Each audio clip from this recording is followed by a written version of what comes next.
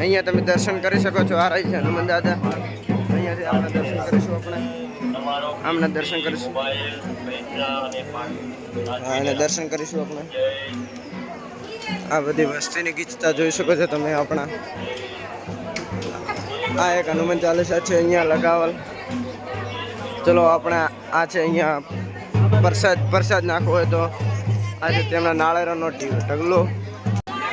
અહીંયા આગળ આપણે પ્રસાદ ચડાવવાનો હોય છે. અહીંયા નાના બાળકોને કોઈ રમવાની વસ્તુ ટ્રેક્ટર વગેરે અહીંયા મળી રહેશે.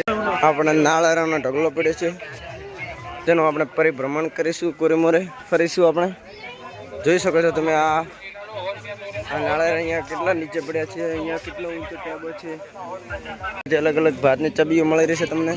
જોઈ શકો છો તમે. આ રહ્યો છે નાળેરાનો ઢગલો. અહીંયાથી બહુ ખતરનાક ઢગલો છે. અહીંયા આ રહ્યો.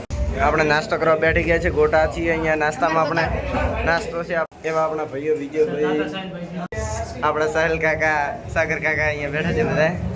આપણે ગોટા આપણે હવે નાસ્તો કરીને અહીંયાથી નીકળી ચૂક્યા છીએ. ચલો હવે આગળ આપણે જઈશું. તમારે કોઈ પણ પ્રકારનો અહીંયા નામ ખોતરા હોય તો પણ તમે આવી શકો છો. આ જોઈ શકો છો અહીંયા બધા બેઠા છે ભાઈઓ. આ જોઈ શકો છો તમે ટેબાનો નાળેરનો. તમારે વિડીયો ઉતારવો હોય તો અહીંયા મળી શકો તમે. કંઈ પણ દોરા વગેરે વસ્તુ કટા. આ અંદર રંગોળી પણ તમે જોઈ શકો છો. આ છે એક રંગોળી હનુમાન દાદાની.